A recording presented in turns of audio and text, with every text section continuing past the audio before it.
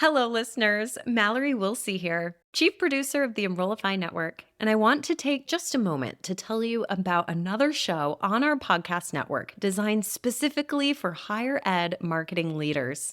Confessions of a Higher Ed CMO, hosted by Jamie Hunt, Chief Marketing Officer at Old Dominion University, has become an industry favorite.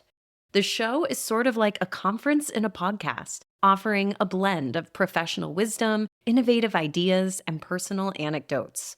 Whether you're a higher ed marketer, a faculty member curious about the behind the scenes of university branding, or just someone with an interest in the intersection of education and marketing, the podcast is your gateway to the lesser known narratives of higher education. You can subscribe to the show by visiting podcast.enrollify.org or just search Confessions of a Higher Ed CMO wherever you get your podcasts.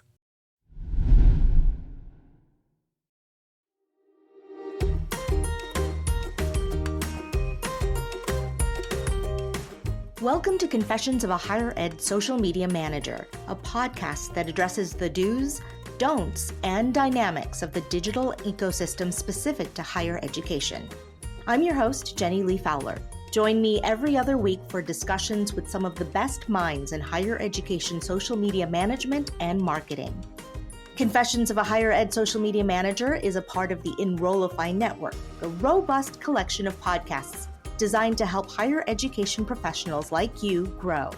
Explore our other shows at enrollify.org or check out some of my personal favorites linked in the show notes below.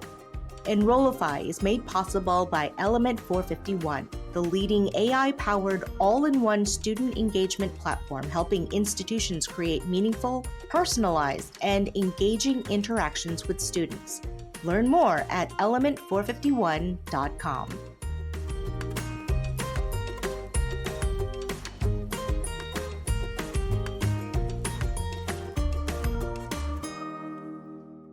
Hello, friends. I am delighted to introduce to you Sallie Poggi, who is the former director of social media at the University of California, Davis, and has shaped UC Davis's social presence to what it is today.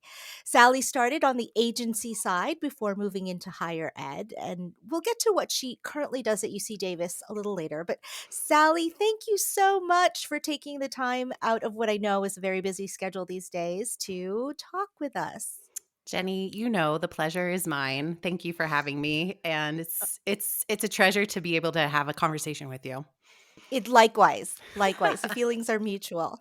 So, as we get started, tell us about your career in social media.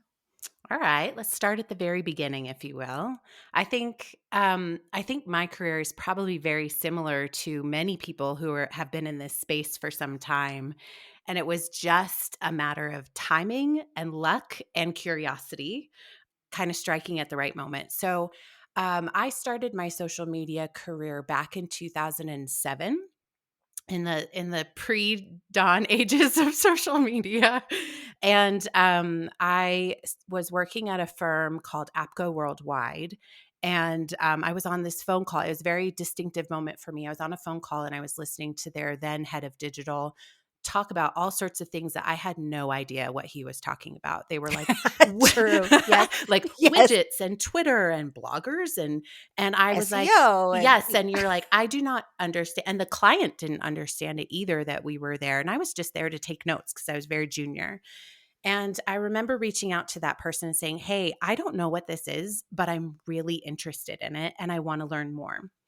And that was a pivotal moment for me because they were like, oh, really? You want to learn more? Oh, thank God, because we have so much of this and we don't have anybody that actually cares or wants to know about it. So here you go. And that started my journey into really rapidly, suddenly becoming a digital comms specialist when Jenny, I kind of had no business to. I mean, I was really junior. I was fresh out of college, and they just started kind of saying, hey, can you go figure out that Twitter thing? Or, hey, can you go do a social media audit? And I was like, I don't know what that is, but I guess I'll figure it out. And that's how my career launched. And I think that's very similar for a lot of people. I think that's still a lot of what we do. Like there's a new app. Do you know what that is? Nope. I'll go Nope, figure but it I'll out. figure it Yeah. out. Right, I'll go right. click I'll click clack on some buttons and see what happens. I think that's also the strength of being youthful at that time and not being afraid to just test and learn. And that's a big core tenet of my professional journey is just testing, learning, and then sharing those learnings. So when I was at APCO Worldwide, I kind of what my first big client there in the digital space was a grocery store market called Fresh and Easy Neighborhood Market, and I just was happening to talk to the chief marketing officer then, and he was like, go ahead, just create a Twitter account, see what happens." Jenny, without much strategy, I launched the first grocery store Twitter account in the United States. Amazing. And it's probably huge today. No, it's not because the grocery store chain went down, but their Twitter account would have been Okay. really good. Well, that's not your responsibility, but No, yeah, I can't change that, the business case for the grocery store. But I will say it made news and I was just stunned at that time. And it was such a treat for me because I really loved that connection between a company and its audience. It's the Mm. directness of it. It wasn't a billboard ad, it wasn't a radio ad. It was like me talking to customers on Twitter. They'd be like, "I need a pumpkin pie." "Okay, we'll find you a pumpkin pie, like, for Thanksgiving." Like, it was literally that on the ground, and it was revolutionary at that moment, and it helped set me in a course that kind of pushed me into this environment. So that was back in 2007. I've been through several different firms, learning different skills until I got to UC Davis, and I entered UC Davis as the social media strategist at that time. And my job was really to come in and formalize social media as a team and as a practice. I will say, I'm going to take one little caveat that my whole journey in 2007, it wasn't just social media. So I had to pick up a lot of different tools. I was doing media relations, I was doing government relations, public affairs work, auditing, and measurement work. So it was never just Wow. strict social media, which gave me a lot of different tools. But I'll share one thing. I had a boss that said, "You're crazy for wanting to be a specialist in social media. You are boxing yourself into a really dangerous corner because what if Facebook goes away?" And I remember just being like, "No, I think I'm onto something. I I think think." you were right. I would have bet on you at that time. Well, I was like, Yeah.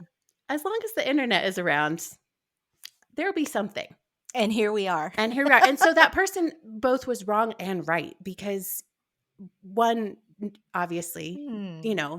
several years later, we know that social media is a justified and high level position in the communications environment. But two, I wasn't so much of a specialist that I couldn't understand how it all worked together. And so I'm very Mm. grateful that he didn't necessarily allow me to go so deep into social media that I didn't have cross functional skill sets. And I'm telling this story because it does set up for where I am today. Got it. But I would argue that even when you do a purely social role today, you you pick up a lot of different skills. It is Hmm. you still develop cross-functional skill sets. You have to.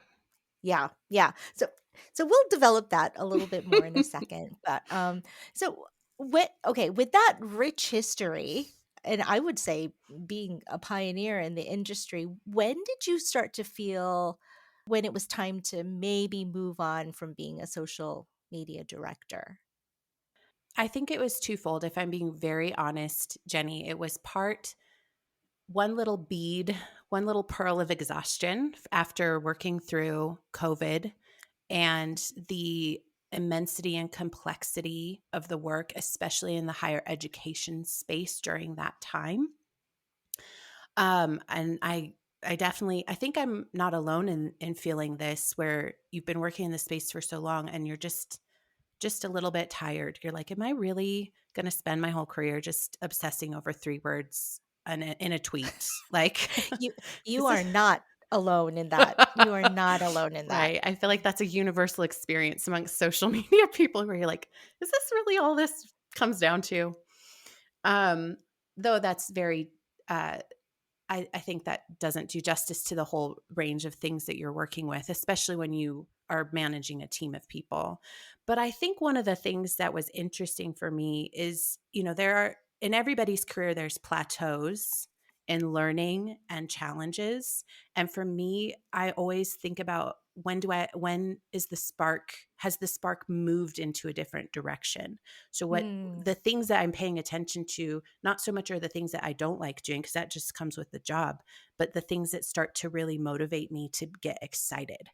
And social media, it's not to say that I conquered everything. There was a lot left to be done amongst the team here at UC Davis. And I'm so proud of the direction that they're going now. But there felt like there needed to be a change in that leadership to allow some of those things to happen. mm, It's, because everybody has a certain way that they do things, and it's good. It's been broken open a little bit, which I think is exciting. And I'm loving seeing the development of the team now. But also I was finding less sparks. Things, like mm, TikTok came around. I was like, "Ugh, I don't want to learn another thing. And that is a very rare feeling for me because I always want to learn. So that I I was get trying to it. pay attention to those things and be like, okay, where is my spark moving? And my spark moved to more complicated integrated communications problems.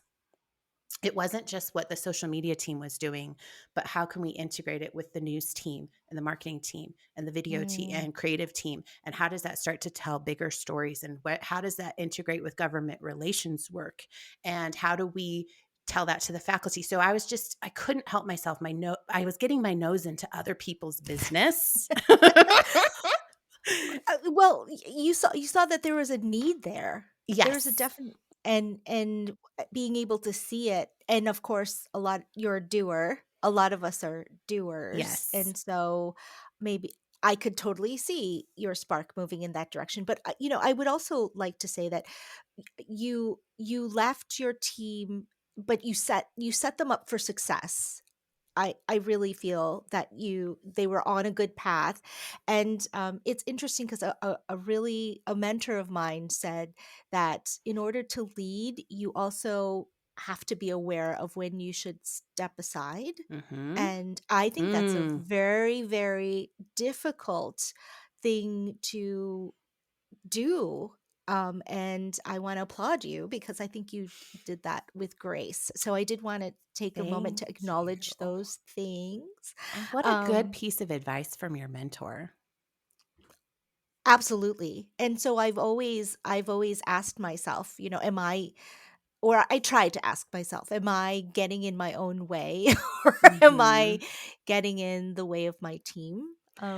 And let me Because just that's tell that's a you, hard thing to yeah, reflect on. it is because look, we all have egos, and I'm really proud of the work that I did in that function at UC Mhm. As Davis. as We you should built it be. from 2 people to Hmm. 5. We were cross, not just brand, we also picked up UA, we picked up executive comms because people had a lot of trust in what we were doing. I have I just some of the smartest dang people on that team and to develop them, but then it was like, I need to get out of their way. And that was Mm-hmm. part of the consideration set for me.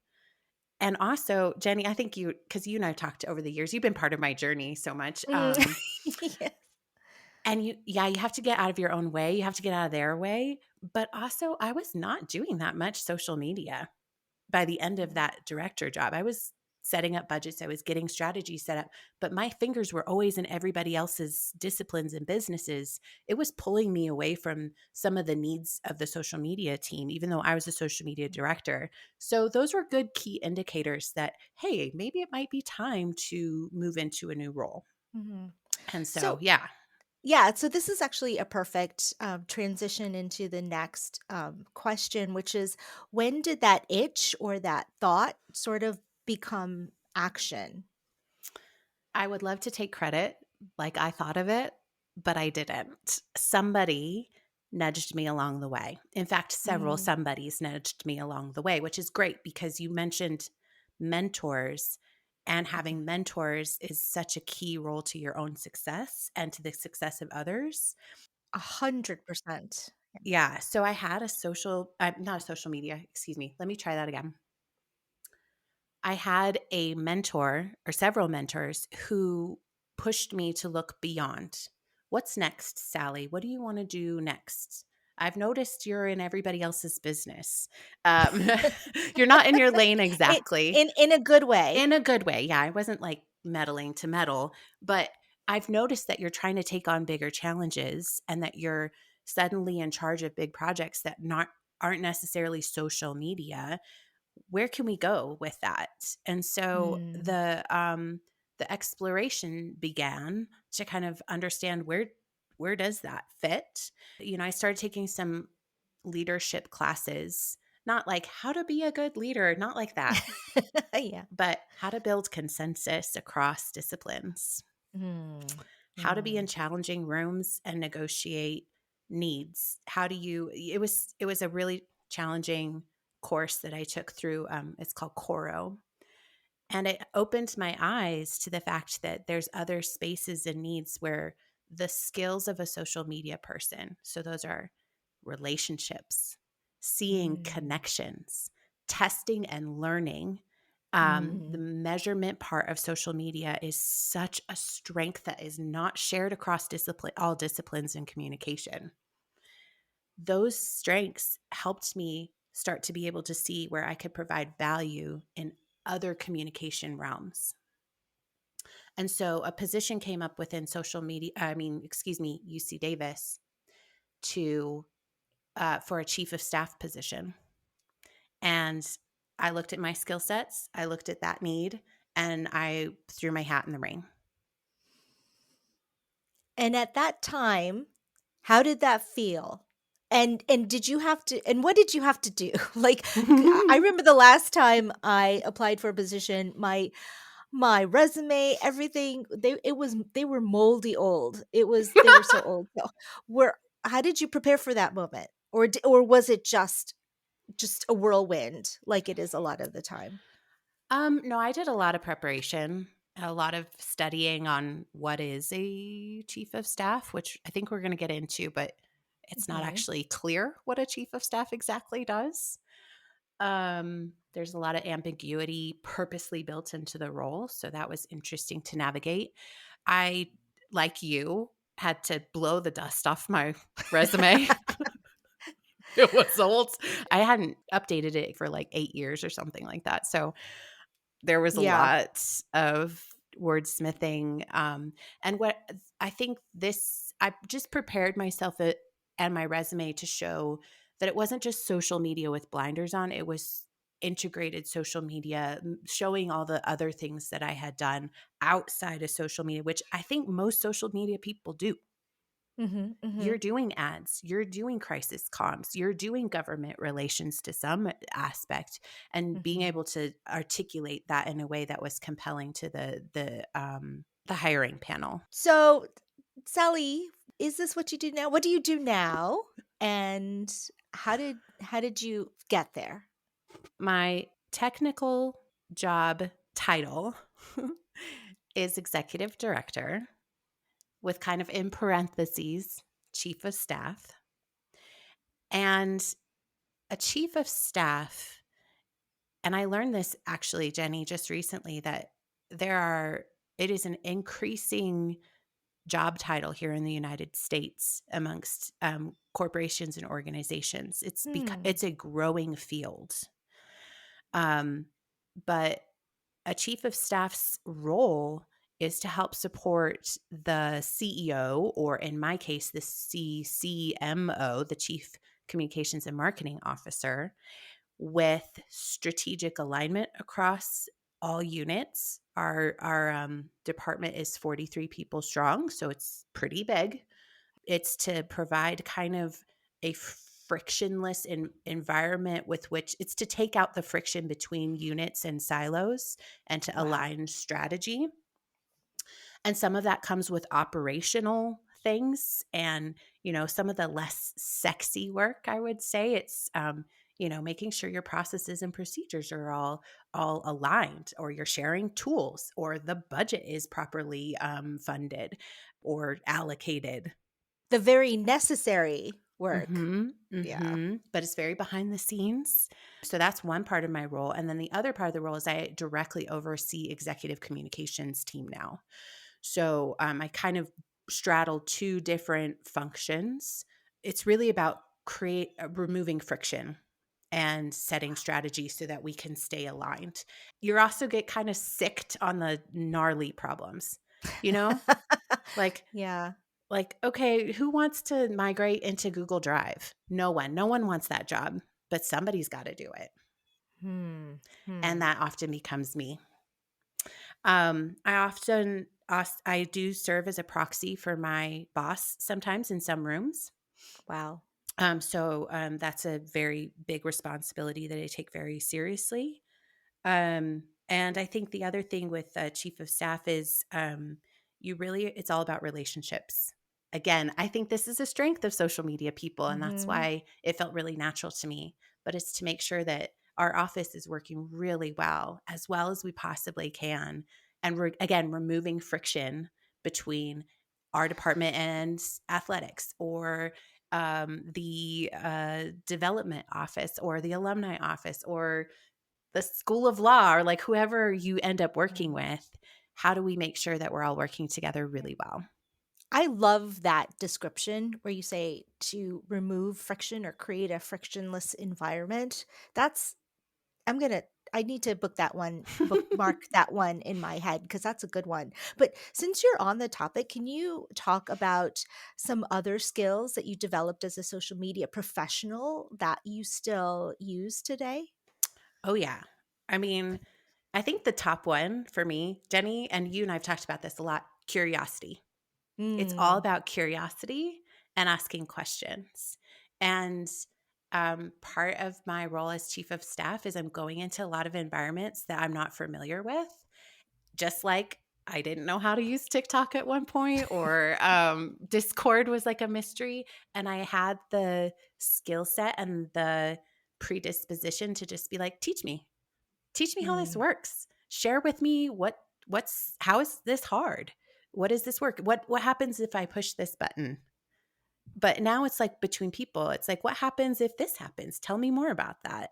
I think especially in higher ed, we're all moving so fast and there's so much work and there's so much complexity, that when somebody comes in and actually takes an interest in like why your job is the way it is and why is it difficult and how is it working and how is it not working, but not from a place of judgment, but from a true place of curiosity, doors open.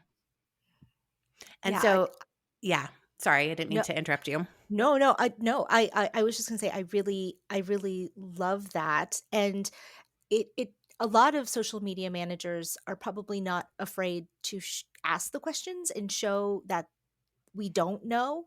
Hmm. we're, we need to learn. So I think that's a space I think we're all very familiar with. Yes, and you're comfortable in that environment not knowing. And I think that's a huge talent.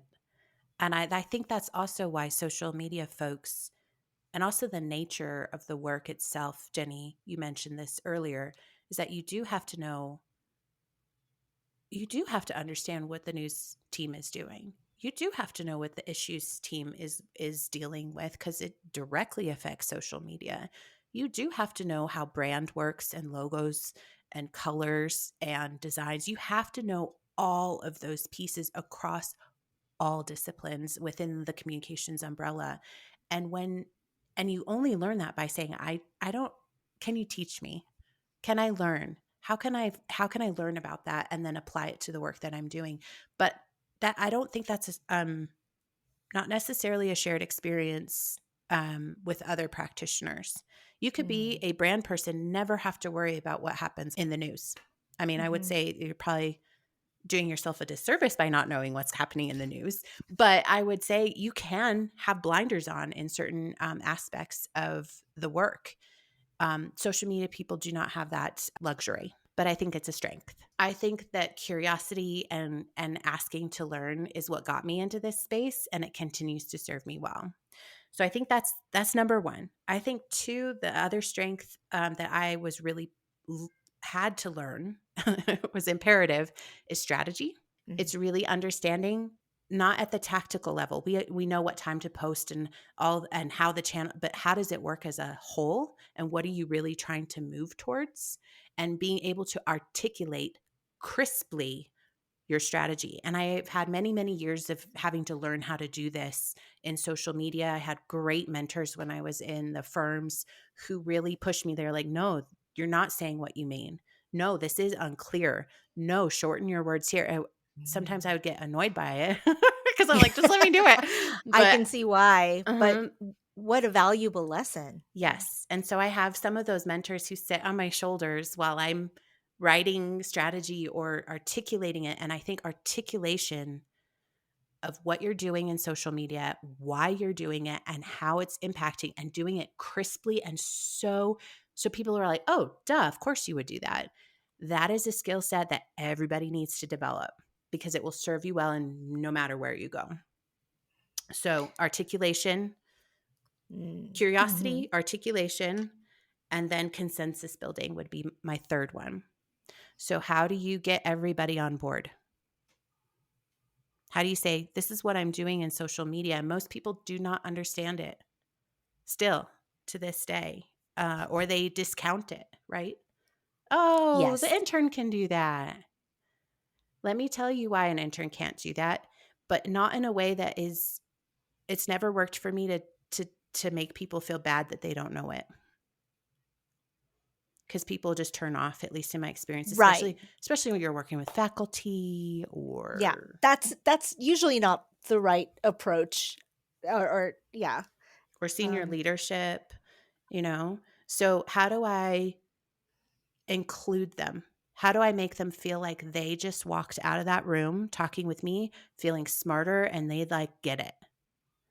And then they give me the credit for, oh, now I feel like I'm included and I understand, but I never, never, never make somebody feel dumb for not mhm. knowing something. I love that. I actually think that giving someone feedback or explaining something that's foreign to someone and in a way that doesn't make them feel bad about it is a skill. It is really a skill. One that I think I'm still working on. Me It's too. hard. Yeah, it's hard, but it is a skill. You have ample opportunity, unfortunately, to do that in social media. It's true. Yeah. Yeah. Yeah. So yeah, those are the big skill sets that continue to serve me really, really well. I hope social media managers have realized that we're all developing these skills as we're just doing our day in, day out jobs. So I know you think that we can all press send on a post, but along the way, you're really developing all of these sort of relational and, skills that will take you to the next level. Yeah, I hate to call them soft skills, right, Jenny? Like, ew. Maybe they're like EQ, like Mhm. emotional quotient skills, right? Having Yeah. a high EQ, I think, is undervalued. Yeah, I agree, and it takes a lot of practice, like you said. It was not that long ago when I was in a room with a very influential person who was looking at a plan of mine, who here I am, I have 15 plus years in social media experience, especially in positioning people online. And they were like, let me have my daughter look at this plan, who just came out of college. And I think the old Sallie would have been like ragey, but the new Sallie was like, okay, if she has feedback for me, let me know. And it didn't change my plan. It didn't change any of the actions that we did, but it did let somebody feel like they could connect with it or talk to someone that they trusted. And I just had to be like, okay, that's not my favorite response. That's not my favorite piece of feedback I've ever Yeah, received. yeah, I know that this is uh, audio, so people are not seeing my reactions to what you're saying, but I will just say that that took a lot of maturity and grace, right? And That I'm still working on it, Jenny. Like, I'm not always perfect. Like, let's be honest. I who is? Who among us is? Where I think we all have to, tell ourselves to take pause and take a breath in these moments. Yeah. Um, so, Sally, have there been any growing pains? Can you talk to us about any growing pains of transitioning out of social media? Oh, yes. In Mhm. fact, I have a long list of growing pains. Some of them are very private, and some of them, I think my biggest growing pain, Jenny, is that when I started in social media, I had an edge where people would look to me for expertise because who else knew about this stuff? And so it became such a big part of my professional identity. I'm a social Mm. media person. And, when I would talk to students on campus, I'd be like, oh, yeah, I'm the social media person. They're like, I got you. I like you immediately. We're connected. You're cool. And I don't really have that anymore. And that was an adjustment for me. It is not Mm. my identity. It was what I did as a job, but I did not realize, and maybe this is very elder millennial of me, it became so much a part of like who I was and how I presented in the room and how I did the work and how I felt connected to people. Now I go in and I'm like, hi, I'm executive director and chief of staff. And people are like, huh? What the heck is that? And so just finding my footing to be like, no, I still am a connective person. I still am a relationship person. I love social media. I love the teams and the people that do the work. But I'm not that anymore. So how do I talk about this new shift? And so there's a little bit, I wouldn't say identity crisis because that seems really dark and deep. No, but I can see that. I mean, I hear you. Yeah, it's a I mean, professional evolution, maybe. That's how I'll yeah. reframe it. I mean, honestly, I can see myself, feeling those things. Those are really valuable insights, and thank you for sharing that Yeah. with us. I think the other thing is just the murkiness of it. And I think social media people, again, this is a skill of social media people. You're not always doing things, there's no just prescription for doing the work, right? So you're constantly creating as you go along. I do feel like I do that a lot in this role as well. But the murkiness and the grayness of the job is very open and kind of you have to shape it and you kind of go as your leader needs you to go fix this Mhm. problem, go do this thing. And frankly, because I'm working in the same environment that I came from, people are like, why is a social media person talking to me about my budget?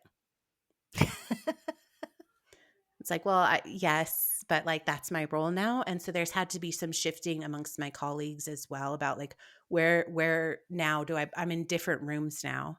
And so shifting there has been quite uncomfortable, if I'm being really honest, and has had some friction. But I'm learning how to smooth Mm. through those friction moments. Also, I'm learning stuff I don't have any idea. Like I never looked at the budget this big before and managed it across disciplines and units. So I'm learning all sorts of budget and operations speak.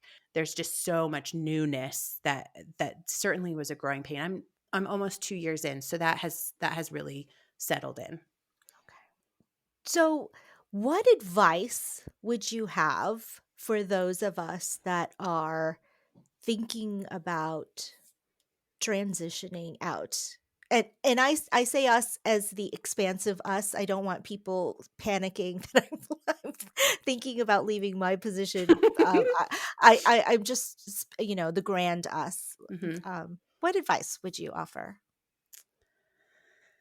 I think take stock of the skill sets that you have right now and under and be really honest with yourself about where you need to grow and start pursuing. I think that's the first thing. You're never going to go wrong if you pursue more learning. That's never going to be bad for anybody, even if you want to stay in the role of social media director or whatever that evolves into. I believe in my heart that social media directors are the next CCOs and Mm. CMOs. I think the skill set is just so unique and so integrated in the way that you think across silos that I think we're going to start to see a lot more directors in social media bump up to that big Mm. seat. That's my prediction. I hope it comes true. I love it. But I think the best advice is don't stop learning, don't stop being curious, and start to understand where maybe your skill set needs to get amped up. And it's not in the social media skill set. It's actually looking at cross-disciplinary skills that you need. So if you don't know that much about media pitching, go see how you can at least learn enough of the basics of it. Or if you want to understand the budget stuff, because I'm sorry, budget management. Whew, that's such a big part. Managing teams, managing people. I know a lot of social media teams in higher ed are people of one or two. Learn how you can grow that and develop people, even if it's a team of interns. So start your management skill collection and start to collect all of those experiences so that you can present a beautiful constellation of different experiences that will allow you to be competitive in any seat that you take. That would be my advice. Beautifully said. I love that description, and there is such wisdom in that. Thank you so much, Sallie. But before we let you go, I do have a question for you. What is your confession? My confession of an ex-social media manager, I guess. or just where you are. Yeah. I think my